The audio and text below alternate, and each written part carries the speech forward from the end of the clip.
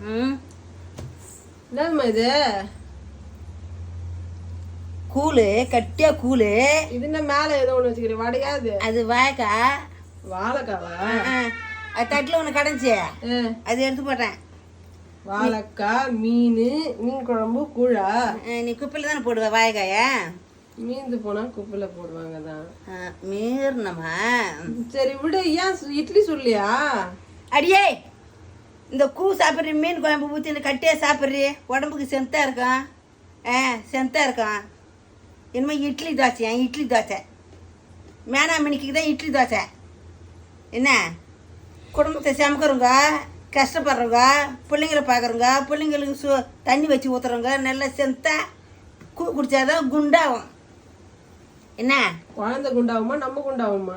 கூ குடிச்சுங்க குண்டு, சோறு துண்ணுங்க சொத்தை. சரிதான், புரியுதா? சரி.